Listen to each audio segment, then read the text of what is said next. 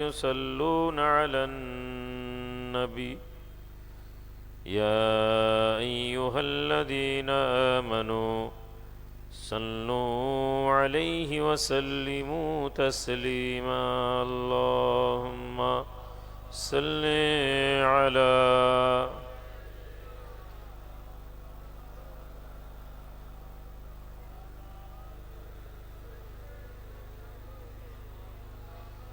اللهم صل على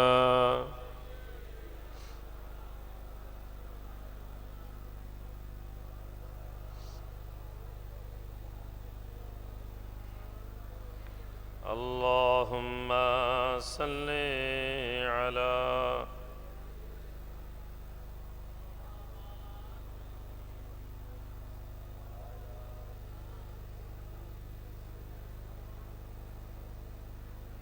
اللهم صل على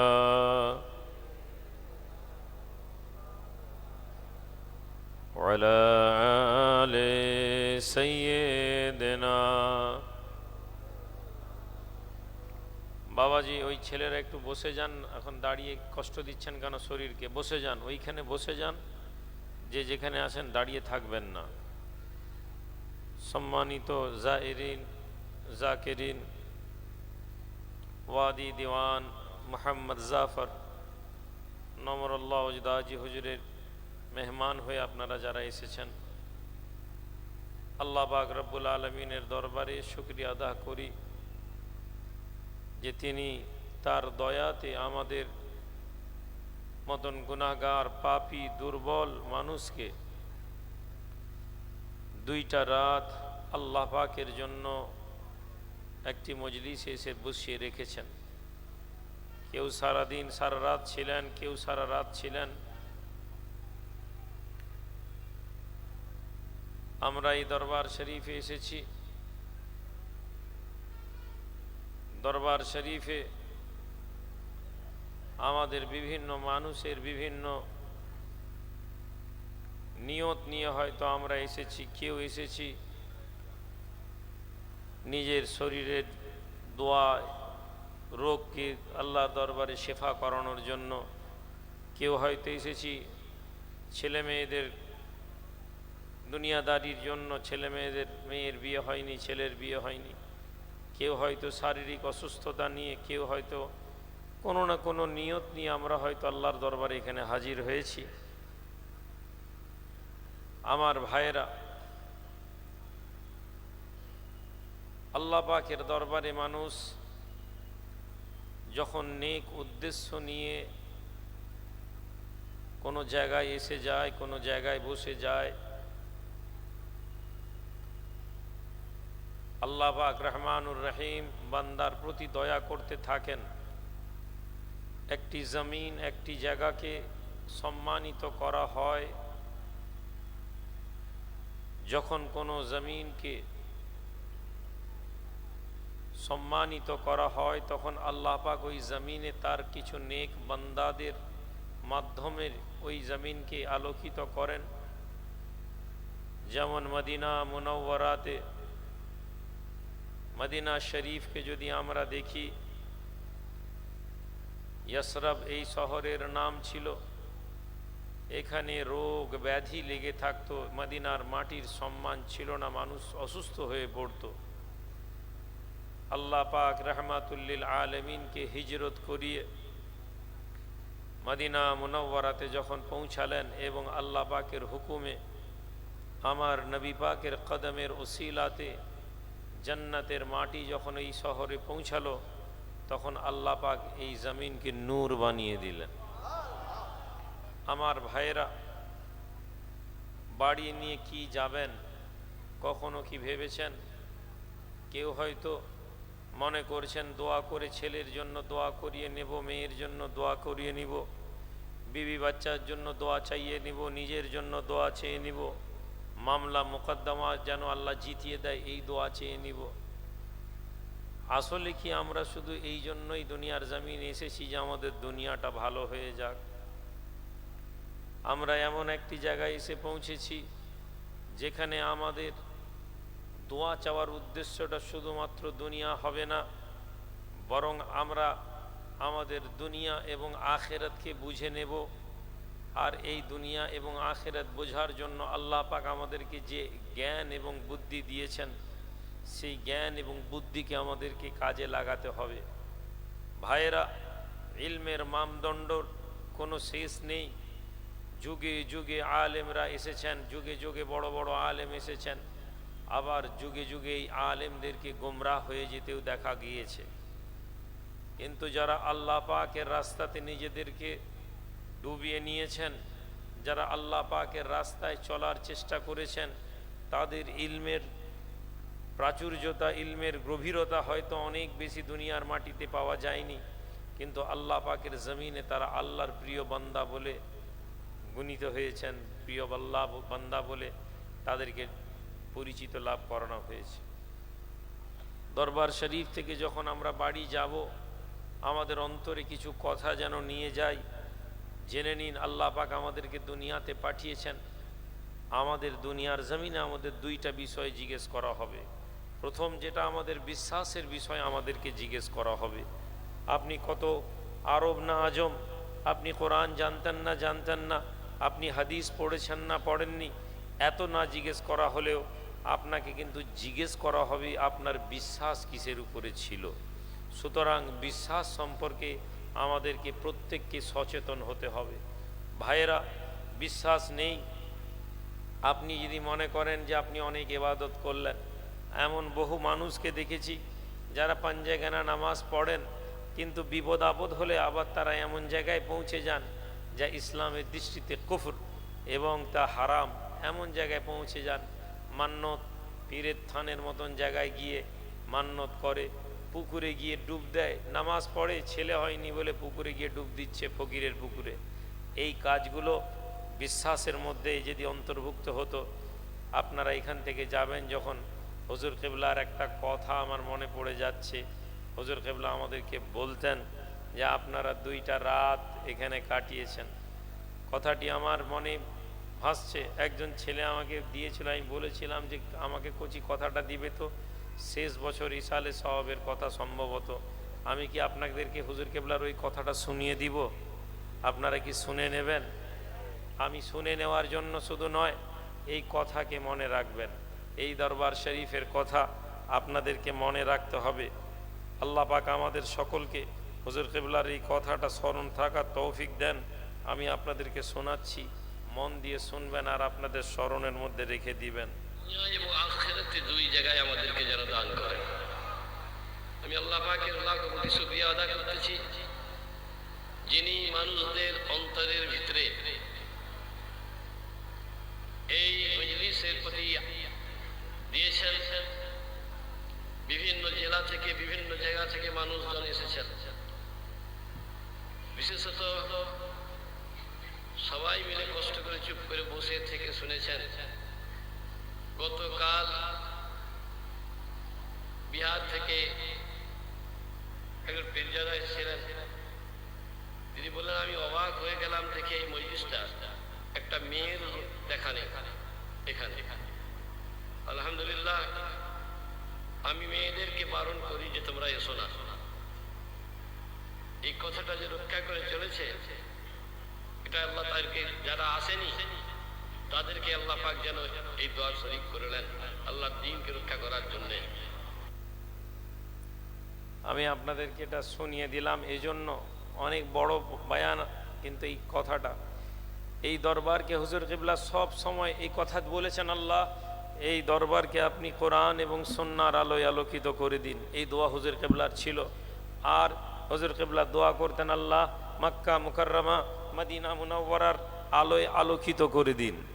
এই 2টি দোয়াকে বুঝলে আপনার জীবনে বিশ্বাস এবং ওসুলের বিষয় হয়ে যাবে।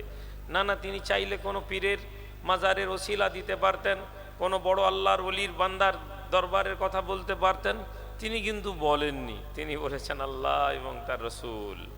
তাহলে বিশ্বাসের জায়গায় যেন আমাদের এইটা না শেষ হয়ে যায় ভাইয়েরা, যে আমরা এখানে এসেছি, অনেক বড় আল্লাহর ওলির মাজার আছে, আমাদের পীর মুর্শিদ অনেক বড় ওলি আল্লাহ ছিলেন, কিন্তু তিনি আমাদেরকে কি দিয়ে গিয়েছেন, তিনি আমাদেরকে কি শিখিয়ে গিয়েছেন? আল্লাহ। তাহলে আমরা যারা পীরপন্থী, আমাদের অন্তরে আমরা সবচেয়ে বেশি তৌহিদপন্থী, কিন্তু আমরা এটাকে বুঝতে পারি না। তাহলে আপনার এবং আমার অন্তরে যেন আল্লাহ পাক ছাড়া অন্তরে আর কেউ না থাকে। আমাদের অন্তরে আল্লাহ পাককে আমাদেরকে বসাতে হবে, এমনভাবে দৃঢ়তার সাথে বসিয়ে নিন, বিশ্বাসের মধ্যে এটা নিয়ে আসুন যে আল্লাহ ছাড়া আমাদের তকদিরের ভালো মন্দ করার কেউ নেই। এ কথা মাথায় রেখে নিয়ে এই দরবার থেকে বেরিয়ে যাবেন যে আমরা আল্লাহর বান্দা এবং আল্লাহ পাক আমাদের ওলি, আল্লাহ পাক আমাদের মালিক। দুনিয়ার কোনো ক্ষমতা আমাদের কিছু করতে পারবে না। যদি আমার আল্লাহ আমাদের সাহায্য করেন তো আমরা দুনিয়ার জমিনে কামিয়াব হয়ে যাব। বলুন সুবহান। আমার ভাইয়ের বাবাজিরা, নবীর মুহাব্বত অন্তরে নিয়ে আসুন, আল্লাহর নবীর ভালোবাসা অন্তরে নিয়ে আসুন। আখেরি জামানার একটি আলামত হচ্ছে উম্মত রসুল আরবিকে সম্মান করবে না। আর যারা সম্মানের ঢোল বাজাবে, যারা বলবে আমরা নবী প্রেমী, যারা বলবে আমরা নবীকে মোহাব্বত করি, আসলেও তারা নবীর মোহাব্বতের মধ্যে থাকবে না। অর্থাৎ একদিকে নবীকে মানুষ বানিয়ে দেওয়ার প্রতিযোগিতায় একদল লোক বসে থাকবে, রাহমাতুল্লিল আলামিন সাধারণ মানুষ বলবে এ কথাও যেমন ঠিক না। আর নবীকে মোহাব্বত করি এ কথা বলে পাগড়ি মাথায় দিয়ে সবুজ রঙের মোটরসাইকেলে করে নবী দিবসে ঝান্ডা ফিরিয়ে দেওয়ার নাম নবীর মোহাব্বত নয়, বরং সুন্নতে রসুলের উপরে, সুন্নতে নববীর উপরে আমাদের জিন্দগিকে কায়েম করতে হবে। হে যুবকের ছেলেরা, আপনারা রোজা রাখবেন, আপনারা নামাজ পড়বেন, এটা আল্লাহর ফরজ। আবার তেমনি সেই নামাজের সময় যেন আপনাদের মাথায় টুপি থাকে। বিনা টুপিতে নামাজ পড়বেন না, বিনা টুপিতে নামাজ পড়বেন না। এ প্রশ্ন করবেন না যে জায়েজ না না জায়েজ। নামাজ বিনা টুপিতে কি নামাজ হবে?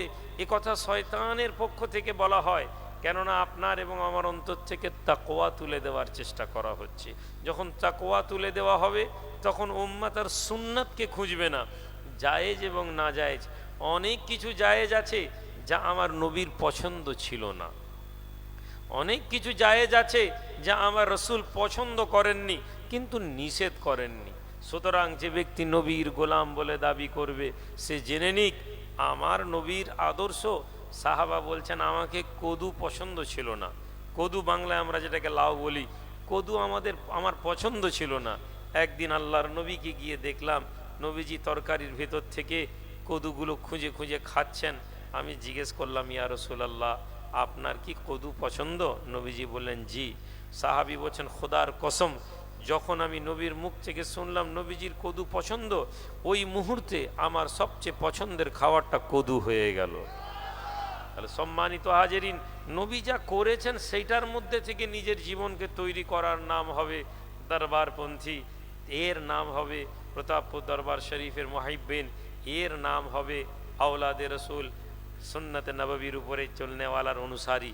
সুতরাং জিন্দগিতে আল্লাহ পাকের ওয়াহদানিয়তকে চিনুন, নবীজির মোহাব্বত রাখুন। যুবক ছেলে তোমরা দাঁড়িয়ে রাখো, তোমরা দাঁড়িয়ে রাখো। প্রতাপপুর দরবার শরীফের একটি উসুল তৈরি করো যেখানে মাথার মধ্যে টুপি, সুন্নতির লেবাস এবং দাঁড়িকে রাখো। আমি তোমাদেরকে প্যান্ট শার্ট পরতে মানা করি না, কিন্তু এটা অবশ্যই বলি নবীজি সুন্নতকে মোহাব্বত করতেন। সুতরাং সুন্নতের উপরে জীবন কায়েম করুন। নবীজি সুন্নতকে কায়েম করার মানে আপনার জিন্দগিতে আপনার চলায় বলায় পরিবর্তন আসবে। জবানকে আপনারা লাগাম দিন।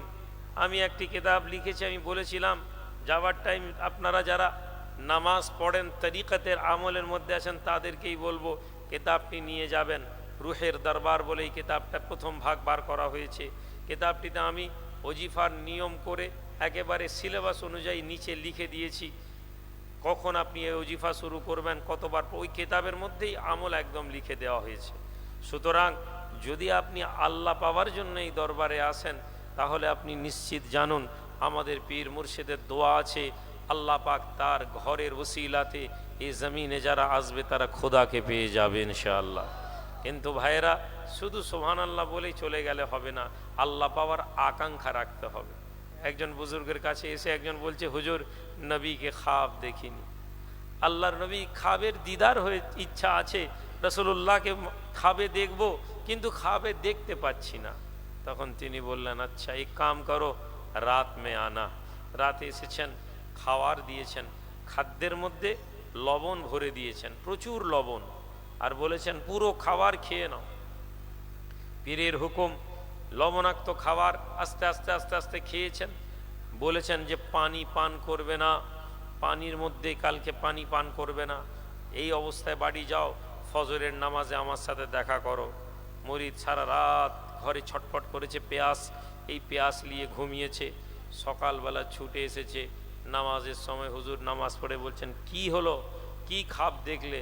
বললেন, হুজুর সারা রাত স্বপ্নের মধ্যে দেখছি পানি আর পানি, ঝর্ণা, নদী, সমুদ্র, পানিতে গোসল করছি, এই স্বপ্ন শুধু দেখেছি। বললেন, হ্যাঁ, কেন জানো? তোমার সারা রাত কালকে পানির তড়প ছিল, পানির পেয়াস ছিল, এই জন্য তুমি পানির স্বপ্ন দেখেছ।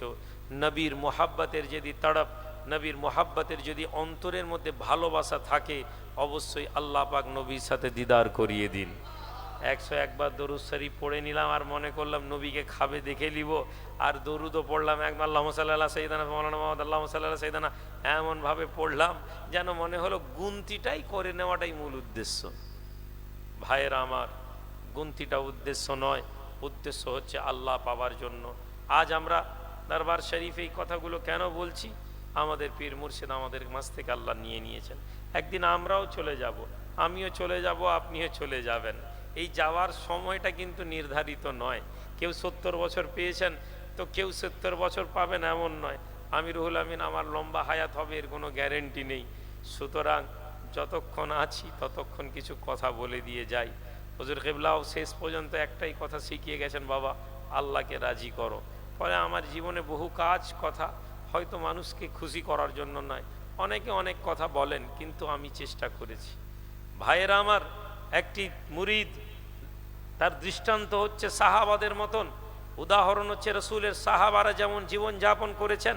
একজন হাক্কানি পীরের মুরিদ সাহাবাদের আদর্শে নিজেদের জীবনকে পরিচালিত করবে। কথার মানে আবার গুলিয়ে ফেলবেন না, সাহাবাদের মতন বলেছি মানে বলবেন সাধারণ লোককে সাহাবাদের সাথে তুলনা, বিভ্রান্ত করার জন্য কথা নয়, দৃষ্টান্তের জন্য বলছি। কেন না, তারা নবীর আখলাককে মজবুত করে ধরবেন। একজন পীর হাক্কানি, তিনি যেমন নবীর ওয়ারিস হয়ে মানুষের কাছে রাসূলুল্লাহর আদর্শকে তুলে ধরবেন, তার মুরিদেরাও সাহাবাদের মতন তাদের আনুগত্য দিয়ে তারা আসলে আল্লাহকে রাজি করাবে। আমরা শুধু জিজ্ঞাসা করে আল্লাহকে রাজি করিয়ে নিব তা নয়। দুনিয়ার জমিনে যেমন আমাদের বিশ্বাসে আল্লাহ এবং তার রসুল থাকবেন, উলিল আমর যারা আল্লাহর নেক বান্দা তাদের মোহাব্বত, ভালোবাসা, সান্নিধ্য থাকবে, তেমনি দ্বিতীয় আমাদের দুনিয়াটাও আমাদেরকে দেখতে হবে। রব্বানা আতিনা ফিদ দুনিয়া হাসানা। ছেলেরা দুনিয়াকে দেখো, দুনিয়া দেখা মানে কিন্তু পয়সা কামানো নয়, দুনিয়া দেখা মানে পয়সা কামানো নয়। আজ তো আতিনা ফিদ দুনিয়া হাসানা, এর অর্থ আমরা করে নিয়েছি পাকা বাড়ি করার কথা আর পয়সা করার কথা। রব্বানা আতিনা ফিদ দুনিয়া হাসানার দৃষ্টান্ত তোমরা যদি দেখো, চলো দেখো, যখন কারবালার জন্য সৈয়দনা হোসেন বেরোচ্ছেন, হাত ঘিরে ধরলেন কে? সৈয়দনা আব্দুল্লাহ ইবনে ওমর, ওমরের ছেলে। হে হোসেন, আপনি যাবেন না, কুফার মানুষ আপনাকে ধোঁকা দিয়ে দিবে। আব্দুল্লাহ ইবনে আব্বাস হোসেনের পিছন দিকে হাত ধরে নেন আর বলেন, হে হোসেন, আপনি যাবেন না, এরা আপনার পিতার সাথে গাদ্দারি করেছে। কুফার মানুষ তাদের স্বার্থ ছাড়া কিছু বুঝে না, কুফার মানুষেরা আপনাকে ধোঁকা দিয়ে দেবে। আব্দুল্লাহ ইবনে ওমর হাত ধরেন আর বলেন, ভাই হোসেন, এগিয়ে যেও না, যদি যেতেই হয় তাহলে বাচ্চা এবং মেয়েদেরকে মদিনায় রেখে দিয়ে যাও। পরামর্শ ভালো ছিল না খারাপ ছিল গো? মদিনায় সম্মান কিছু ছিল। সৈয়দনা হোসেনকে মদিনার মানুষেরা, আল্লাহর নবীর জামানার পর থেকে কোনো খলিফা আলী বায়াত হয়েছেন কিনা আগে সাহাবারা জিজ্ঞেস করতেন। আবু বকর সিদ্দিক রাদিয়াল্লাহু তাআলা আনহুর হাতে যখন হযরত আলী বায়াত হননি, মদিনার মধ্যে গুঞ্জন শুরু হয়ে গেল, আলী বায়াত হয়নি। আচ্ছা বলুন তো, আমরা তো এটা আমাদের বোঝা দরকার যে আলীর বায়াত হওয়ার না হওয়াতে কি যায় আসে? হননি। মদিনার সব সাহাবী তো বায়াত হয়েছেন, মুহাজির হয়েছেন, আনসার হয়েছেন, ওমর হয়েছেন, ওসমান হয়েছেন। আবু বকরের হাতে যদি আলী নাই বা বায়াত হতেন, তাহলে এত প্রশ্ন কেন? কেননা মদিনার মানুষ জানতেন আলী শুধু আলী নয়, আলী হচ্ছে আলী মিনাল হক ও হক মিনাল আলী। রসুল বলে দিয়ে গেছিলেন আলী হচ্ছে সত্যর সাথে এবং সত্য হচ্ছে আলীর সাথে। আলী যেদিকে দাঁড়িয়ে যাবে সেটাই হক হয়ে যাবে। জোরে বলুন সুবহানাল্লাহ। যতক্ষণ না আলীর হাত বায়াত হচ্ছে ততক্ষণ পর্যন্ত আবু বকর, ওমর, উসমানের খেলাফতকে মজবুতির ভিত হয়নি। না হলে আবু বকর সিদ্দিক কথা বলতেন না যে আলী আপনি আমার হাতে বায়াত হননি, আমি শুনেছি আপনি অসন্তুষ্ট, আসেন আমি আপনার হাতে বায়াত হয়ে গিয়ে আমি উম্মতকে থেকে আপনাকে খলিফা বানাচ্ছি।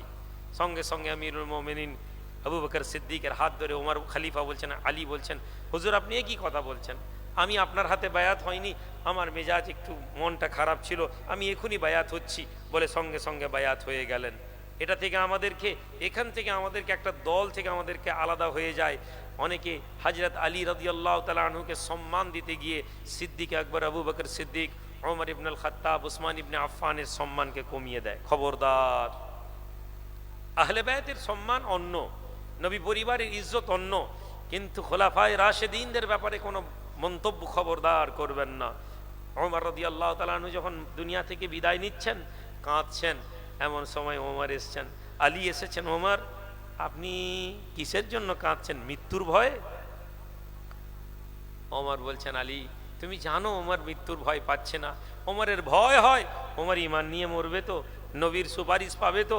আহা, রাসূলুল্লাহ যাকে দুনিয়ার জান্নাতের সুসংবাদ দিয়েছেন তার অবস্থা বলছি। আর আমরা পীরের হাতে বায়াত হয়ে একটা চিল্লা দিয়ে 3 দিন আহলে হাদিস হওয়া দাবি করে মনে করছি জান্নাত কনফার্ম করে নিয়েছি। আল্লাহ নবী সাহাবী আলী ইল মুর্তজা রাদিয়াল্লাহু তাআলা আনহু বলেন, শেরে খোদা বলেন ওমর আপনি এ কথা বলবেন না, আমি আলী শুনেছি রাসূলুল্লাহ নবী আমার বলেছেন আমি এবং আবু বকর এবং ওমর, আবু বকর, ওমর এবং আমি এ কথা নবীকে বারবার বলতে শুনেছি। আমি আবু বকর ওমর প্রবেশ করলাম, আমি আবু বকর ওমর বেরোলাম, এ কথা আমি বারবার বলেছি। নবী আপনার এবং আবু বকরের নাম বারবার নিয়েছেন। এ কথা শোনার পরে হযরত ওমর শান্ত হলেন, বলছেন ভাই আলী তুমি এ কথা সাক্ষ্য দিচ্ছ? হ্যাঁ ভাই বলছি। তাহলে ভাইয়েরা, পীরের দরবারে একজন পীরের দরবারে একজন মুরিদ মুজাহিদ হবে। জোরে বলুন সুবহানাল্লাহ। মুজাহিদ হবে সে হকের উপরে। যে পীর তসবিহ গুনাহ আর জিকির আজকার শেখানো ছাড়া আর কিছু করেনি, আমি রুহুল আমিন তসবিহ গুনাবো আর জিকির করবার আপনার বাড়িতে গিয়ে মুরিদ করব, আমার থেকে ভালো লোক কেউ হবে না। কেননা দুনিয়ার জমিনে হক কথা বলা মানে শুধু জিকির আজকার করার, নামাজের দাওয়াত দেওয়া নয়। যুবকের দল বড় মুসিবতের মধ্যে আছি।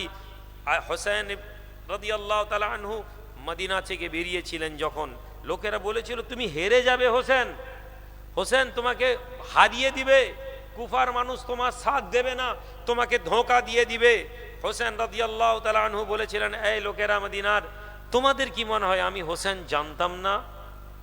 শোনো, কাল কিয়ামতের দিনে আমার নানা মুহাম্মদুর রাসূলুল্লাহ যখন আমাকে বলবেন হোসেন আমার দ্বীনকে যখন ধ্বংস করে দেওয়া হচ্ছিলে তুমি কি করেছিলে?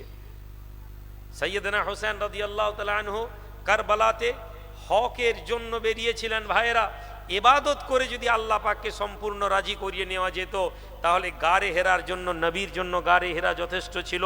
ইবাদত করে যদি আল্লাহকে রাজি করিয়ে নেওয়া যেত হোসেনের জন্য মদিনা যথেষ্ট ছিল। হোসেন রাদিয়াল্লাহু তাআলা আনহু মদিনা থেকে বেরিয়ে কারবালার দিকে কুচ করা, এটা উম্মতের জন্য দলিল যে অন্যায়ের বিরুদ্ধে যখন আপনি প্রতিবাদের জন্য যদি না দাঁড়ান তাহলে কামিয়াব হবেন না। আপনার আজ শিক্ষার জায়গা, আপনি বিরক্ত, আপনি বিপদে আছেন, আপনি যে রাজ্যে বাস করেন আপনার মাদ্রাসাগুলো বন্ধ করে দেওয়া হচ্ছে, আপনি বলছেন নামাজ পড়তে হবে। আপনি যেখানে বসে আছেন আদালতে আপনার পক্ষে যা রায় দেওয়ার জজ নেই, আপনার সমাজ থেকে জজ তুলে নেওয়া হয়েছে। আপনার সমাজ থেকে শিক্ষার নামে চাকরির মধ্যে আপনার সমাজের লোক নেই। কেন নেই? যেখানে আইন তৈরি হয়, মদ খাওয়ানো হবে, মদের আইন তৈরি হয়, আপনার সমাজের টুপি পরা দাড়িওয়ালা আলেমকে সই করতে হয় মদের পক্ষে। আর আপনি বলছেন নামাজ রোজা হজ জাকাত করলে যথেষ্ট। একজন আলেম, আমি রুহুল আমিন, এই টুপি এবং এই দাড়িকে দেখিয়ে আল্লাহর রাস্তায় যে দাওয়াত দেওয়ার কথা বললাম সেই জায়গায় দাঁড়িয়ে আমার গদি, আমার সিটের জন্য যদি আমাকে মদের মতন একটা হারাম বস্তুকে আইন পাস করা যদি আমাকে সই করতে হয়, তো জেনে নিন এই সমাজের আলেমের থেকে বেশি এই উম্মাতের দায়িত্ব, এই উম্মাতের উপর শাস্তি আসা জরুরি হয়ে যাবে। ফাওয়াইলুল লিল আরব, নবী বলছেন আরবেরা ধ্বংস হোক। যুবকের দল, এই ধ্বংসের কারণ ছিল তারা নামাজ ছেড়ে দিবে তা নয়, তাদেরকে রোজা রাখবে না এমন নয়, তারা নামাজ পড়তো, তারা রোজা রাখতো, কিন্তু তারা রাসূলুল্লাহর আদর্শকে ছেড়ে দিয়েছিল। আজ আমাদের সমাজে নামাজ পড়ার লোকের অভাব নেই, রোজা রাখার লোকের অভাব নেই, কিন্তু নবীর সুন্নাতকে জিন্দা করার লোক নেই। নবী রাষ্ট্র নায়ক ছিলেন, আজ রাষ্ট্র প্রতিষ্ঠার কথা আমরা ভাবছি না। আপনাকে বলবে ভাই রাষ্ট্র প্রতিষ্ঠা মানে তো ওই জেহাদ করা। হে যুবক, তুমি মনে করছো জেহাদ মানে নবী মনে হয় তলোয়ারে দিয়ে লড়াই করার কথা বলেছেন, তুমি মিথ্যা বলছো, অথবা তুমি ধর্ম জানো না। জেহাদ হচ্ছে অন্যায়ের বিরুদ্ধে নিজেকে প্রতিষ্ঠিত করা। তাহলে অন্যায়ের বিরুদ্ধে প্রতিষ্ঠিত কিভাবে করব? যেখানে আপনার অধিকার আছে, আপনি একজন মানুষকে প্রতিষ্ঠা, আপনি একটা সমাজের মধ্যে থাকেন, আপনি ভোট দেন, আপনি এমন একজন ব্যক্তিকে ভোট দেন যে 5 বছর আপনার সাথে কোনো যোগাযোগ করে না, আপনি একজন ব্যক্তিকে ভোট দেন যে 10 বছর আপনার সাথে কোনো সম্পর্ক নেই, ভোটের আগে এসে গলায় গামছা দিয়ে আপনার কাছে হাত জড়ো করে বলে ভোটটা দিয়ে দিন, রাস্তা বানিয়ে দিব, কল দিয়ে দিব, পানি দিয়ে দিব, আর আপনি মিথ্যা প্রতিশ্রুতি নিয়ে আপনি লড়েন। আপনি বলছেন হুজুর রাজনীতির কথা বলবেন না, আপনার অধিকার নেই এ কথা বলার। যদি আপনি এ কথা বলেন যে উম্মতের অধিকার কি, তাহলে আপনি জেনে নিন আপনাকে যে রাষ্ট্র ব্যবস্থায় আপনি বাস করেন সেই রাষ্ট্র ব্যবস্থায় ভোট নিয়ে আপনাকে সচেতন হতে হবে। 1947-এর পর থেকে মুসলিম উম্মার এবং আলেমদের সবচেয়ে বড় অপরাধ ছিল তারা উম্মাদকে রাষ্ট্র পরিচালনার ব্যাপারে উৎসাহী করেননি। কিন্তু আপনি পিছিয়ে যান, ভারতবর্ষে যখন 1747-42 সালে ধীরে ধীরে যখন ইংরেজরা প্রবেশ করলো, তার আগে দেখুন মোগল পিরিয়ড কাজী আলেমরা ছিলেন, বিচারক আলেমরা ছিলেন, শুধু মুসলমানদের নয়, তারা হিন্দু সমাজের বিচার করেছেন। কে আমাদের মাথায় এটা ঢুকিয়ে দিল যে ধর্মের মধ্যে রাজনীতি নেই, ধর্মের মধ্যে ক্ষমতা অর্জন করার মাধ্যম নেই? এই কথা বলে বলে একদল লোক কেয়াম জায়েজ না কেয়াম হারাম, এই কথা দিয়ে উম্মতের আলেমরা বিভ্রান্ত হয়ে গেল। দাঁড়িয়ে জোরে আমিন না আস্তে আমিন। ভারত স্বাধীন পর এই চর্চার বিষয় মুসলমানদের আলেমদের হয়ে গেল, মুসলমান আলেম রাষ্ট্র পরিচালনার কথা বললেন না। সম্মানিত ভাইয়েরা, আমি আপনাদেরকে কথা বলছি মানে এই নয় যে সব আপনি আমার দলে হয়ে যাবেন। আমি কিয়ামতের মাঠে আল্লাহর দরবারে কথা যেন বলতে পারি, আল্লাহ তুমি আমার কাছে লোক পাঠিয়েছিলে, আমি তসবি গুনে আর পীর সেজে আর ফুঁক দিয়ে ওদেরকে আমার রাখার কথা ভাবতে পারতাম, কিন্তু আল্লাহ আমার জ্ঞান অনুযায়ী আমি তাদেরকে হকের দিকে ডাক দিয়েছি। ভাইয়েরা, সামনে ভোট আসছে, আমাদেরকে সোচ্চার হতে হবে, আমাদেরকে বলতে হবে, সরকারে যেই থাকুক না কেন অধিকার লড়াইয়ের কথা আমাদেরকে বলতে হবে, আমাদেরকে প্রশ্ন করতে হবে যে আমাদেরকে কি দিয়েছেন, আমরা আমাদের প্রতিনিধি তৈরি করব, এ কথা বলতে হবে। আর এ কথা বলার মধ্যে ধর্মের কোনো বিষয় নেই। যারা বলছে তারা আপনাদের ঈমানকে নষ্ট করার কথা বলছে। কেন না, আপনি যাকে খুশি ভোট দেন, কিন্তু আপনি এ কথা বলবেন না যে হুজুর আলেম মানুষ, পীর সাহেবরা আবার রাজনীতি করবে কেন? আমার তো রাজনীতি করার কথা নয়, কেন আমাকে রাজনীতির কথা বলতে হচ্ছে? এটাই তো আমার প্রশ্ন। যদি আপনার সমাজে একজন আলেম, আপনার সমাজে একজন হাফেজ যদি পঞ্চায়েত হতো, একজন আলেম যদি পঞ্চায়েত পরিষদ হতো, একজন আলেম যদি মৌলানা, যদি একজন কি হতো বিধায়ক হতো, আমি রুহুল আমিন আমাকে বলতে হতো না। আজ আমাকে বলতে হচ্ছে। কেন না, তারা আমার উম্মাত, তারা আমার কওমের লোকেদেরকে কি করেছে না, তারা ধোঁকা দিয়েছে। ভাইয়েরা আমার, কি করে কামিয়াবি আসবে? কামিয়াবি আসবে কি করে? ছোট্ট কথা বলে শেষ করে দিই। এ কথা শুধু ওয়াজ নয়, এটা মাথায় রাখবেন, আমি ওয়াজ করছি না, এ কথাকে ভুলে যাবেন না। কামিয়াব আল্লাহর পক্ষ থেকে আসে, আর আল্লাহ বলছেন কদ আফলাহাল মুমিনিন, মুমিনরা সফল। মুমিনরা সফল কিভাবে হয়েছিল? একটি ছোট্ট দেশ, আপনি আরব ভূখণ্ডের মধ্যে চলে যান, ফিলিস্তিনিদেরকে দেখুন। ইসরায়েল হচ্ছে বিশ্বের সবচেয়ে ক্ষমতাবান দেশ। আপনার ঘরে, আপনার বিছানে, আপনি, আপনার সন্তান, আপনার বিবি, এ 3 জনে ঘুমাবেন। ইসরায়েলের কাছে এমন টেকনোলজি আছে, ওই বিছানের মধ্যে শুধু আপনাকে হত্যা করবে। তারা ইসরায়েলে বসে এত হাই টেকনোলজি নিয়ে তারা পৃথিবীতে হাজির হয়ে গেছে। কত ক্ষমতা! একই ঘরে, একই গাড়িতে ইরানের সায়েন্টিস্ট এবং তার স্ত্রী একই গাড়িতে বসে আছেন, স্যাটেলাইট দিয়ে তারা কি করেছে, ইসরায়েল থেকে গুলি করে গাড়ির মধ্যে শুধু ওই সায়েন্টিস্টকে মেরেছে, সামনে দুজন ব্যক্তি, পিছনে দুজন ব্যক্তি, সামনের যে লোক তাকে ক্রস করে বন্দুকের গুলি সায়েন্টিস্টের গায়ে লেগেছে, অথচ গাড়িতে আর অন্য লোকেরা মারা যায়নি। এই ক্ষমতাবান দেশ দেখলে আপনার মনে হবে আমরা তো কিছুই পারবো না, কিন্তু অপরদিকে প্যালেস্তাইনের দিকে দেখুন, 70,000 মানুষের কোরবানি, এটা লক্ষ মানুষের অধিক। কিন্তু গত পরশুদিন ইসরায়েলের একজন কমান্ডার তিনি বিবৃতি দিয়েছেন, এই 2 বছরের অধিক লুটযুদ্ধে 70,000 প্যালেস্তিনিয়ানকে আমরা মারতে বাধ্য হয়েছি। এর মধ্যে কতগুলো যোদ্ধা আর কতগুলো সিভিলিয়ান আমরা এখন শনাক্ত করিনি। 70,000 মানুষকে মেরেছে। হে যুবক, তুমি মনে করেছো তোমাকে, তুমি বলেছিলে সিপিএম যদি চলে যায়, তোমার বাপ দাদা বলেছিল সিপিএম চলে গেলে আমাদের বড় মুসিবত হয়ে যাবে, অন্য কেউ এসে গেলে দাঙ্গা করে দিবে। সিপিএম চলে গেছে, দাঙ্গা কত হয়েছে তোমরা জানো। এখন তৃণমূল করছে, বলছে তৃণমূলকে ভোটটা না দিলে হায় হায় বিজেপি এসে যেতে পারে, মুসলমান মুসিবতে হয়ে যাবে। যুবক, আমি আবার বলছি, তুমি আমার কথা শুনে কি করবে আমি জানি না, তুমি এখানে এসেছো তোমার ইমানের সুরক্ষার দায়িত্ব নিয়ে। শোনো, তুমি সিপিএমকে ভোট দাও, কংগ্রেসকে দাও, তৃণমূলকে দাও, আমি রুহুল আমিন, আমার কিছু যায় আসে না। কিন্তু আমি এ কথা বলে দিয়ে যাচ্ছি, কোনো মুসলমান যদি এ কথা বলে যে তৃণমূলকে ভোট না দিলে বড় বিপদ হয়ে যাবে, মুসলমানদের বিপদ হয়ে যাবে, ও এ কথা বলে দিল, আল্লাহ মুসলমানের জন্য যথেষ্ট নয়। সে যত বড় আলেম, যত বড় পীর, যত বড় বক্তা হয়ে যাক, খবরদার, রাজনীতি করুন কিন্তু বিশ্বাসের জায়গায় নিজেদেরকে জড়িয়ে নেবেন না। হাজিরানে মজলিস কি করে কামিয়াবি? নেতৃত্বকে মানতে হবে।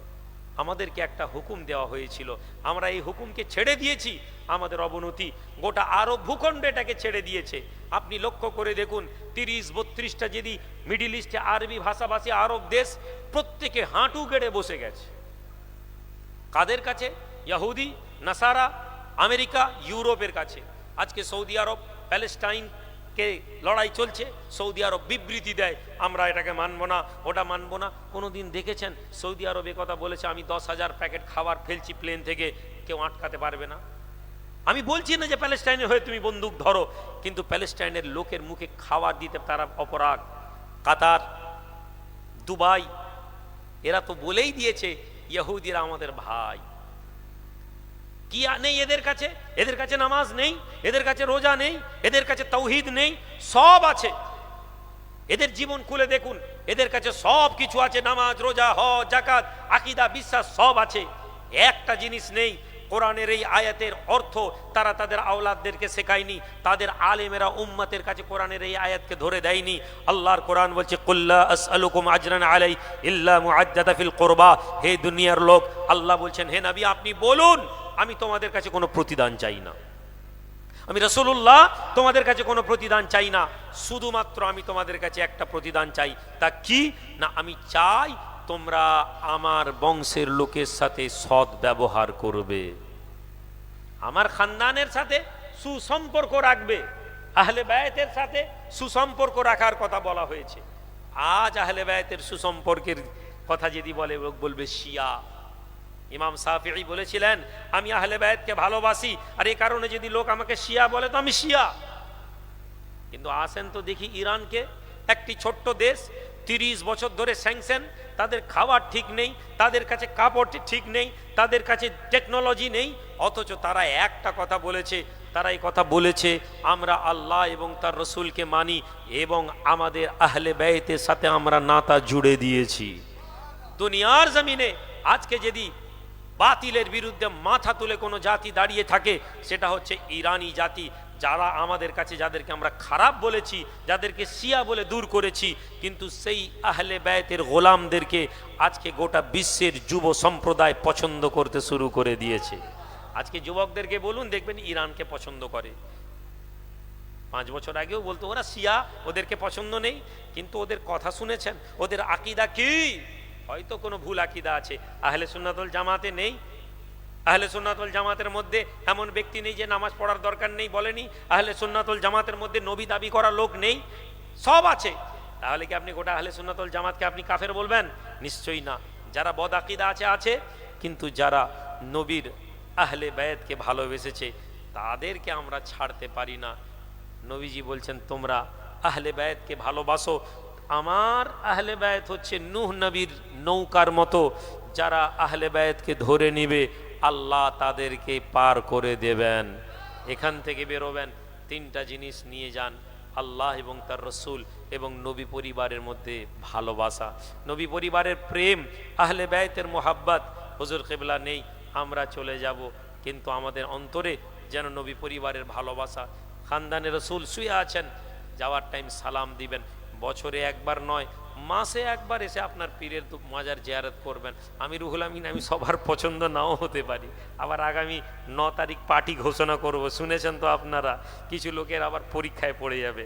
দরবারের লম্বা হয়ে শুয়ে যাওয়ার লোকের অভাব নেই, কিন্তু যেই বলি ভোটে লড়বো, সঙ্গে সঙ্গে কিছু লোকের মুখ শুকিয়ে যায়। ভাইজান, রাজনীতি ভাই আমাকে ছেড়ে চলে যান, কোনো অসুবিধা নেই। আমি আবার বলছি, সৈয়দনা হোসেনের জীবন যদি বুঝতে পেরে যান, আপনি আমাকে বুঝতে পারবেন। আপনি বুঝতে পারবেন আল্লাহ আমার কোনো অভাব রাখেননি। কিন্তু হক এবং না হকের লড়াইয়ে আমি রুহুল আমিন খানকায় বসে তসবিহ গুনতে পারবো না। আমি খানকায় বসে শুধু দোয়া করতে পারবো না, লড়াইয়ের রাস্তা দেখাতে হবে। হ্যাঁ, তবে এটা বলবো, রক্তাক্ত করার প্রয়োজন নেই, মানুষকে আঘাত করার প্রয়োজন নেই। শুধুমাত্র এই উম্মাতের আপনারা যারা আছেন, শুধু একটা আদর্শ নিয়ে যান, আপনি ঠিক করে নেন আপনার ভাইয়ের বিরুদ্ধে আপনি লড়বেন না। আপনি তৃণমূল করুন, সিপিএম করুন, আপনি বলবেন না আপনার নেতা যদি বলে ওই ওখানে পার্টির অন্য পার্টির লোক আছে ধরে মারতো, আপনি বলবেন না আমি আমার ভাইয়ের বিরুদ্ধে লড়বো না। জাতিকে পরিবর্তন করুন, চেষ্টা করুন, দেখবেন আল্লাহর সাহায্য এসে যাবে। বাবাজি, কাতার সোজা করে নেবেন।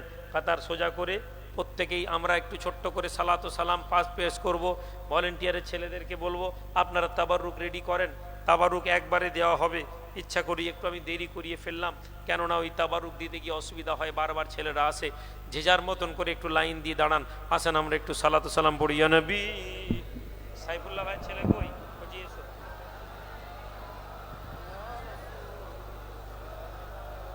আলাইকা ইয়া হাসবি বিসালাম।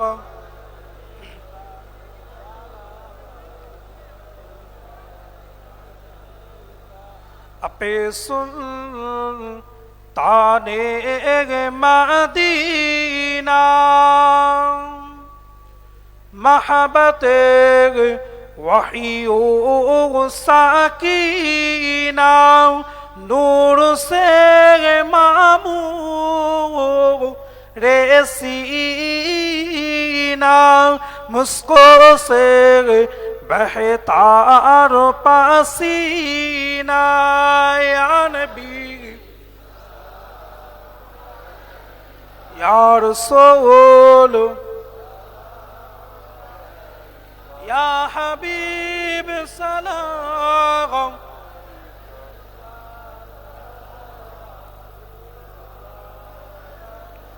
जब नबी पैदा हुए थे सब मलाइका दर पे खड़ी थे। रब्बे सल्लिम अला कह रहे थे और बादा यूं पार रहे थे। या नबी या रसूल या हबीब सलाम।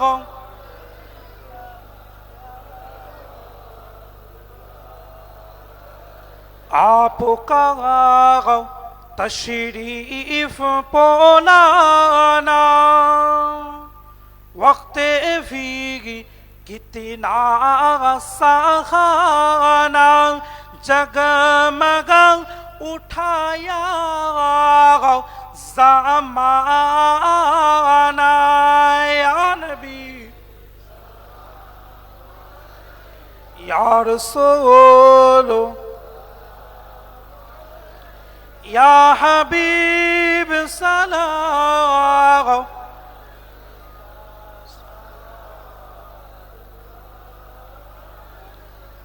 बलगल गुलाम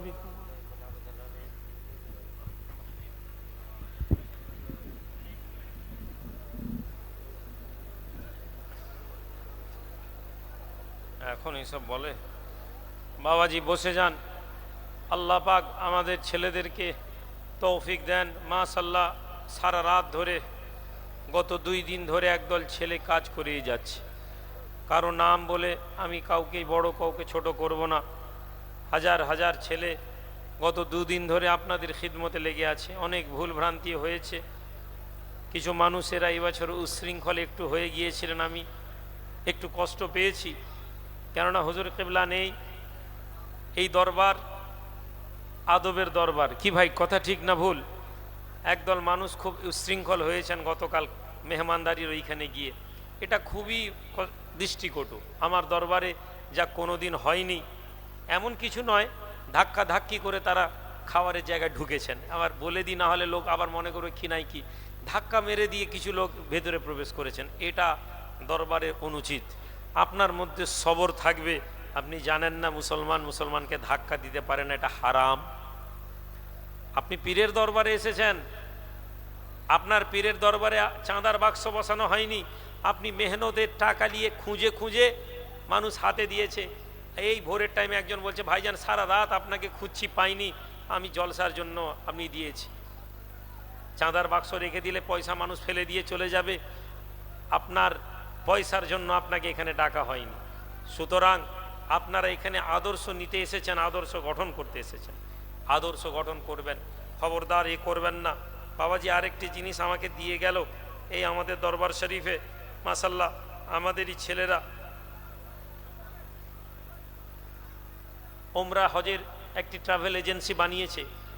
আলহামদুলিল্লাহ বলি, 30,000 টাকায় হজ যাওয়া যাচ্ছে তো নাকি গো? 50,000 টাকায় হজ হচ্ছে তো এখন। খুব উড়ছে কিছু ছেলে, বলে হুজুরের সাথে ভাইজানের সাথে গেলে বড় লোকেরা যায়। কি বলছে? ওখানে তো সব বড় লোক, 1,15,000 টাকা, ওসব বড় লোকেদের ব্যাপার। আমরা গরিব মানুষ কত যাব? 45,000 টাকায় উমরা নিয়ে যাচ্ছে। হে যুবক, তোমাদেরকে আবার বলছি, প্রতাপপুর দরবার শরীফ হুজুর কিবলা বাস্তবতার উপরে এই দরবারকে তৈরি করেছেন। তোমাদেরকে ভক্ত বানানোর কথা বলা হয়নি। আপনি এখানকার ভক্ত হবেন না, আপনি এখানকার মুরিদ হবেন। আর মুরিদের অন্তর পীরের প্রতি সচেতন থাকবে।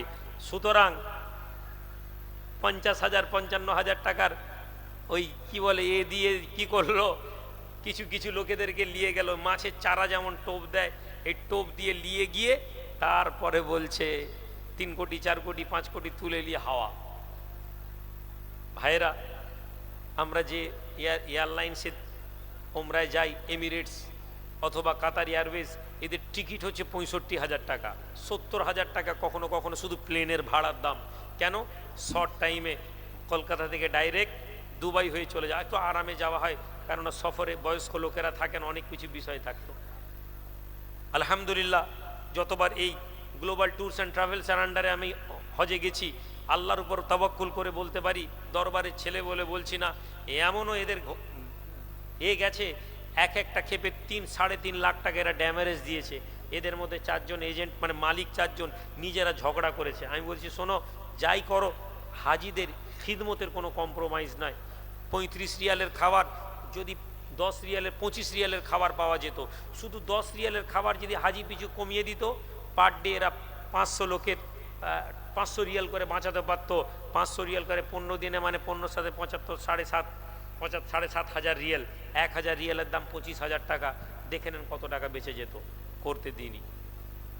একটাই কথা, খিদমতের উদ্দেশ্যে যখন কোনো কাজ হবে, সেটা হবে বরকতের কাজ। হজে উমরায় যখন যাবেন, মাথায় রাখবেন, এটা হচ্ছে কিসের? আল্লাহর ইবাদত করতে যাচ্ছেন। আপনি গরিব মানুষ, আপনার জন্য তো হজই নেই। আপনার পয়সা আছে, আপনি 1,15,000 টাকার হজে যেতে গিয়ে বলছেন, এই অন্য লোক 1,10,000, 1,05,000 নিয়ে যাচ্ছে, এখানে 1,15,000। এ আল্লাহর বান্দা, এখানে যদি বলে অমুক সাহেব, ওইখানে একটা জায়গা আছে বোম্বে রোডের ধারে, 30 লাখ টাকার জায়গা 20 লাখ টাকায় পাওয়া যাচ্ছে, বলে তাড়াতাড়ি নিয়ে এলে। ব্যবসায়ীর বুকে স্টেন বসে গেছে, যে কোনো টাইম হার্টের ভাল্ব বন্ধ হয়ে গেলে মরে যাবে, মরার আগে পর্যন্ত জায়গা কিনছে। ওখানে 20 লাখের জায়গায় 30 লাখ লাগলে অসুবিধা নেই। আর আল্লাহর ঘরে 5,000 টাকা বেশি দিতে গিয়ে আমরা বলছি, ওখানে 1 লাখে পাওয়া যাচ্ছে, এখানে 1,10,000, এটাতে যাবনি। আর ওখানে গিয়ে 1.5 কিলোমিটার দূরে গিয়ে ঘরে বসে আছে চুপচাপ, একবার উমরা করে, কি গো, বলে এই এত রাস্তা গিয়ে নামাজ পড়তে যাওয়া সম্ভব নয়, এই ঘরে বসে বসেই পড়ছি। আর এজেন্টরা বলছে হুদুদে মাক্কার মধ্যে আছি, ওই যেখানেই নামাজ পড়বেন খানায় কাবার সমান নেকি। ভাইয়েরা, এই ধোকাধাড়ি কাজ নয়। ছেলেরা বানিয়েছে, এরা মাশাআল্লাহ একটা গ্রুপ বানিয়েছে, এরা অনেক বড় কিছু, আপনারা দেখে নেবেন। বাগদাদ শরীফের একটা গ্রুপ আছে, কারবালাতে, কারবালা শরীফ, নজফ শরীফ এবং হিস্টোরিক্যাল প্যালেস আছে, এগুলো এরা নিয়েছে। এরা মাশাআল্লাহ, আপনারা এই কাগজগুলো নিয়ে দেখে নেবেন। আমি আপনাদেরকে বলবো, আল্লাহ তৌফিক দেন, আপনারা মানুষদের হাতে গ্লোবালের এগুলো পৌঁছে দিবেন।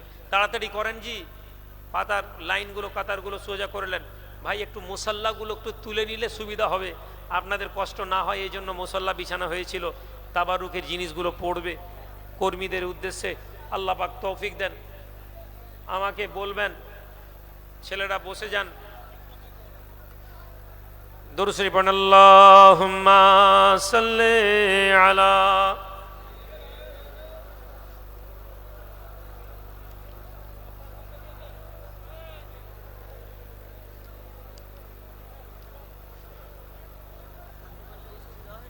এইটা বাবাজি, কোরআনুল করিম খতম হয়েছে, 450 খতম কোরআন, সূরা ইয়াসিন শরীফ 16 বার, ইউনুস শরীফ 16, দোয়া দরুদ সমস্ত দোয়াগুলো পড়া হয়েছে। আমরা প্রত্যেকে এই দোয়াগুলো বক্সে দিই। বাবাজি একটু বসে যান, মুখতাসার দোয়া হবে। আল্লাহ পাক আমাদের প্রত্যেকের দোয়াকে কবুল করেন। হুজুর কিবলার ওই কথাকে মাথায় রাখি যে একটা নেক দোয়া যেন আল্লাহ আমাদের কবুল করেন। আল্লাহুম্মা আমিন। اللهم ربنا آتنا في الدنيا حسنة وفي الآخرة حسنة وقنا عذاب النار. ربنا ظلمنا أنفسنا وإن لم تغفر لنا وترحمنا لنكونن من الخاسرين. ربنا لا تزغ قلوبنا بعد إذ هديتنا وهب لنا من لدنك رحمة إنك أنت الوهاب. اللهم إنك عفو تحب العفو فاعف عنا يا رب العالمين. اللهم اغفر لي ولوالدي وللمؤمنين والمؤمنات والمسلمين والمسلمات والأحياء منهم وأموات إنك مجيب الدعوات يا رافع الدرجات يا قاضي الحاجات يا حلل المشكلات. اے ہمار اللہ پاک رحمان الرحیم پروردگار مولا, মেহেরবানি করে আপনি আমাদের এই দোয়ার মজলিসকে কবুল করে নেবেন মাওলা। আয় আল্লাহ পাক, 2 রাত ধরে আপনার বান্দা আপনাকে খুশি করার চেষ্টা করেছে। আয় আল্লাহ পাক, জিকির আজকার হয়েছে, তাসবিহ তাহলিল পড়া হয়েছে, আপনার কথা আলোচনা হয়েছে, দিনের আলাপ আলোচনা হয়েছে। तमाम কথাগুলোকে মাওলা, तमाम নেকিগুলোকে আপনি কবুল করে নেবেন মাওলা। খতমে কোরআনুল করিম হয়েছে, সূরা ইয়াসিন শরীফ পড়া হয়েছে, ইউনুস শরীফ পড়া হয়েছে মাওলা, খতমে ইউনুস হয়েছে মাওলা। तमाम নেকিগুলো आका इनामदार दो जहानेर बादशाह हबीब व तबीब जनाब मुहम्मदुर रसूलुल्लाह सल्लल्लाहु अलैहि वसल्लमेर काछे पहुँचाय दिबेन मौला। साहाबा, ताबिईन, तबे ताबिईन, आइम्मा मुस्ताहदीन हुजूरदेर पाक रूहे पहुँचाय दिबेन मौला। तरीक़तेर इमामदेर पाक रूहे पहुँचाय दिबेन मौला। खास करे कादिरिया तरीका, चिश्तिया तरीका, नक्शबंदिया तरीका, मुजद्दिदिया तरीका हुजूर देर पाक रे पहुँचे रब्बुल आलमीन। खास करे दया करे सवाब खाना अपनी आय अल्लाह पाक अरब आजमेर बुके যত ইমাম শুয়ে আছেন তাদের পাক রে পৌঁছায় দিবেন। নবীন, সিদ্দিকিন, शुहदा व सालिहीन दरबार रे पहुँचा दिबेन मौला। खास करे मौला सवाब खाना अमीरुस शरीयत मुजाद्दिदुज ज़मान पीर अबू बकर सिद्दीकी रहमतुल्लाह अलैहि पाक रे पहुँचा दिबेन। তারা औलाद বড় হুজুর মিজলা হুজুর সিল্লা হুজুর নওজুর ছোট হুজুর পীর কিবলার পাক রে পৌঁছায় দিবেন মাওলা খাস করে মাওলা ওলামায়ে ফুরফুরা খুলাফায়ে ফুরফুরার পাক রে পৌঁছায় দিবেন মাওলা চার শহীদান মাওলা আয় আল্লাহ ফুরফুরার আশেপাশে যত ওলি আউলিয়া শুয়ে আছেন মাওলা বেলপাড়াতে মাওলা অনেক বুজুর্গ শুয়ে আছেন মাওলা আয় আল্লাহ পাক জানা অজানা যত বুজুর্গের কবরগুলোকে আলোকিত করে দিবেন খাস করে মাওলা সওয়াব খানা আপনি হাবিব আজমি ফুজাইল ইবনে আয়াজ হাসান বসরি জুনেদ বাগদাদি বাহলুল দানা সিররি সখতি রহমাতুল্লাহ আলাইহিদের পাক রে পৌঁছায় দিবেন মাওলা খাস করে মাওলা হিন্দুস্তানের জমিনে খাজা বাকি বিল্লাহ রহমাতুল্লাহ আলাইহির পাক রে পৌঁছায় দিবেন মাওলা কুতুবউদ্দিন বখতিয়ার কাকি রহমাতুল্লাহ আলাইহির পাক রে পৌঁছায় দিবেন নিজামউদ্দিন আউলিয়া হুজুরের পাক রে পৌঁছায় দিবেন মাওলা রব্বুল আলামিন বিল খুসুস সওয়াব খানা আপনি মেহরবানি করে মাওলা আমরা যারা বসেছি মাওলা এই সরজমিনে এমন একটি জমিন যাকে আপনি কবুল করে নেন মাওলা হে আল্লাহ ওয়াদির সরতাজ কুতুবুল আফতাব শাইখুল মাশায়েখ ইমামুল আসর সৈয়দনা দিওয়ান মোহাম্মদ জাফর নমরুল্লাহ ওয়াজুদাজি হুজুরের পাক রে পৌঁছায় দেবেন মাওলা রব্বুল আলামিন হাত খানাকে আপনি কবুল করুন আয় আল্লাহ পাক এই জমিনে আমাদের পীর ও মুর্শিদ আয় আল্লাহ পাক এবছর আমাদের মাঝে নেই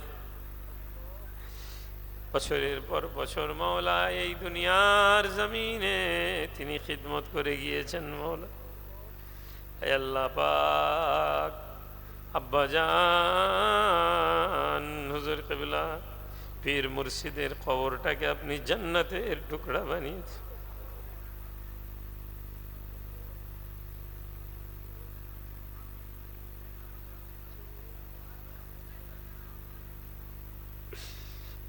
দুনিয়ার জমিন থেকে একদিন চলে যাব মাওলা দুনিয়ার জমিন থেকে একদিন চলে যাব মাওলা যেভাবে পীরকে কবুল করেছেন মাওলা এই গুনাহগারদেরকে আপনি কবুল করে নেবেন শুনেছি মাওলা আপনার ওলিদের ক্ষমতা অনেক বেশি মাওলা তাদের ইবাদত আমাদের মতন নেই তাদের মতো আমাদের ইবাদত নেই তাদের মতন তাকওয়া আমাদের মধ্যে নেই তাদের মতন আল্লাহর ভীতি আমাদের মধ্যে নেই তাদের মতন খুলুসিয়াত আমাদের মধ্যে নেই কিন্তু মাবুদ আমরা তাদেরকে ভালোবাসি পীর মুর্শিদের দোয়া ছিল মাওলা এই জমিনকে আপনি কবুল করেন আল্লাহ আমরা গুনাহগার আমাদের দোয়া মাওলা এই জমিনকে আপনি কবুল করুন জায়েরিন জাকিরিনদের ওসিলাতে মাওলা এই জায়গাকে আপনি কবুল করুন এই মাটিকে মাওলা জিকির আজকার দিয়ে আপনি ভরিয়ে দিন এই আল্লাহ পাক এই জমিনকে আপনি সিজদা দ্বারা কবুল করুন এই আল্লাহ এই মাটিকে আপনি আপনার নেক বান্দাদের কদমের ওসিলাতে কবুল করুন এই আল্লাহ খাস করে আমার এক ভাই সাইফুল্লাহ বড় মোহব্বত করত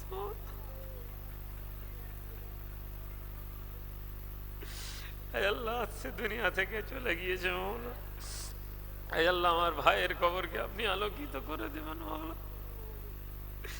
এই আল্লাহ কাকে কখন চলে যেতে হবে আমরা জানি না মাওলা আমাদের অবস্থা কি আমরা জানি না আমাদের বাপ দাদা আবু আজদা যারা দুনিয়া থেকে চলে গেছেন মাওলা হে আল্লাহ কবরবাসী হয়েছেন কারো বাপ কারো মা কারো দাদা কারো হে আল্লাহ দেখতে পাবো না তাদের চেহারা দুনিয়ার চোখে আর দেখতে পাবো না কিন্তু মাওলা যদি আপনি চান আমরা তাদের সাথে মিলিত হব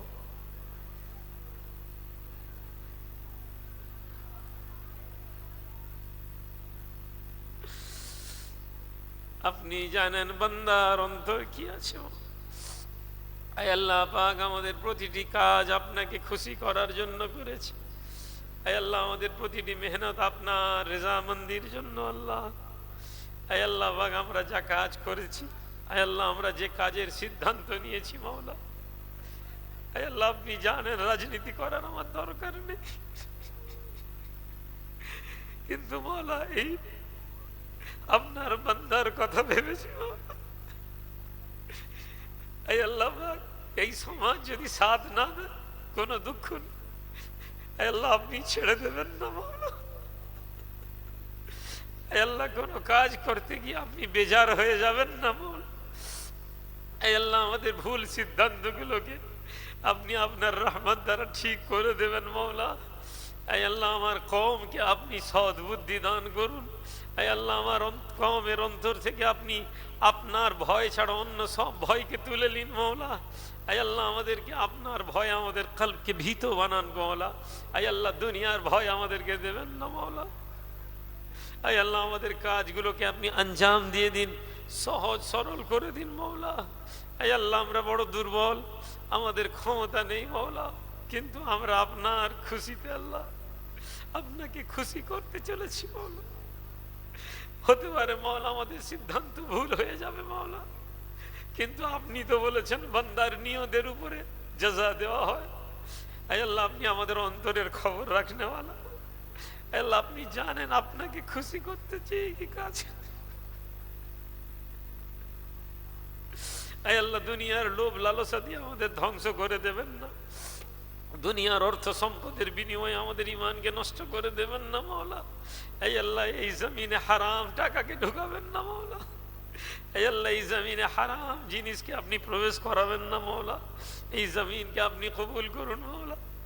এই আল্লাহ এই জমিনে আপনার বান্দারা হাত তুলেছে আল্লাহ, কত আলেম, কত আম মানুষ, কত সাধারণ লোক, কিন্তু তারা আপনাকে ভালোবাসেন মাওলা।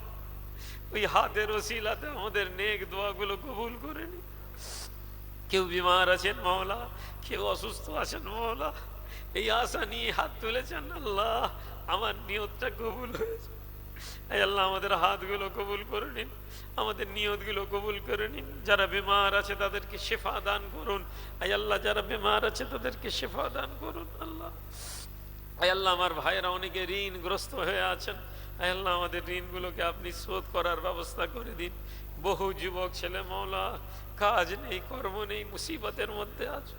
এই আল্লাহ দিল্লির জমিনে, উড়িষ্যার জমিনে এই আল্লাহ আপনার বান্দাদের জুলুম হচ্ছে।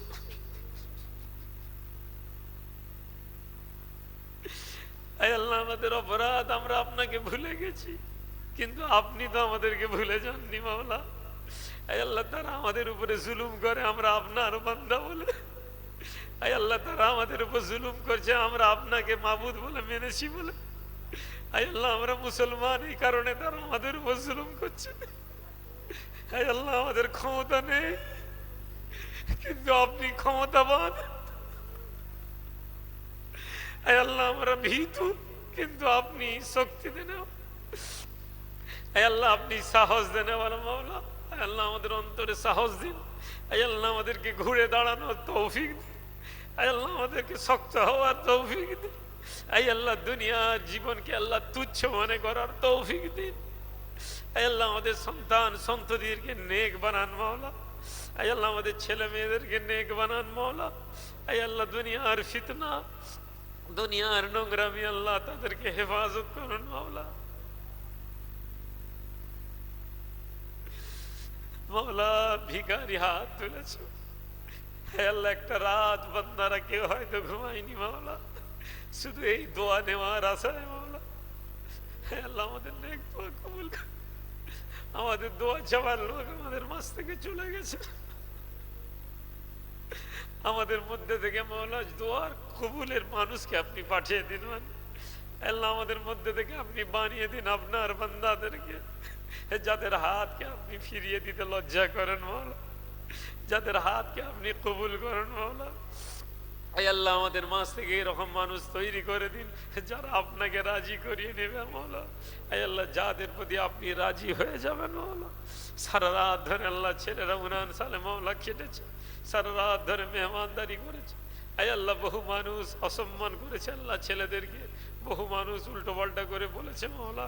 আয় আল্লাহ তারা আপনার মেহমানদেরকে সম্মান করে চুপ করে আছে মওলা। আয় আল্লাহ আমাদের ছেলেদেরকে আপনি সবর দেন মওলা। আয় আল্লাহ তাদেরকে আপনি কবুল করুন মওলা। আয় আল্লাহ পাক আমাদেরকে কবুল করুন মওলা, আমাদের ছেলে মেয়েদেরকে কবুল করুন মওলা, আমাদের সন্তানদেরকে কবুল করুন মওলা। আয় আল্লাহ আমাদেরকে দ্বীনের গোলাম বানিয়ে নিন মওলা। আয় আল্লাহ আমাদেরকে হাত তোলার তৌফিক দান করুন মওলা। আমাদের অন্তরকে আল্লাহ পাক আপনারা আমাদের নফসকে বানিয়ে দেবেন না। আয় আল্লাহ পাক আমাদের অন্তর থেকে আপনার নামকে মুছে দেবেন না মওলা। আয় আল্লাহ আমাদের গুনাহের জন্য আমাদেরকে গুমরাহ করে দেবেন না মওলা।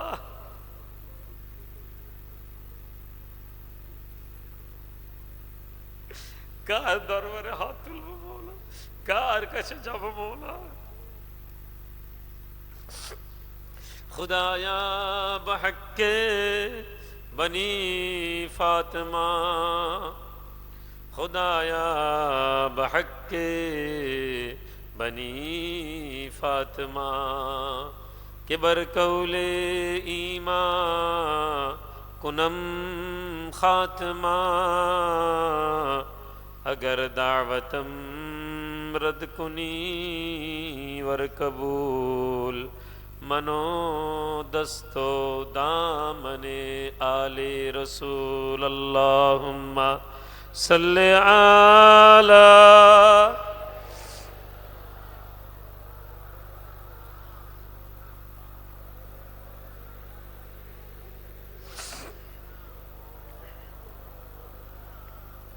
सल्लल्लाहु अला खैर खल्क़िही व अस्हाबिही अजमईन बिरहमतिक या अरहमर राहिमीन बहक्के ला इलाहा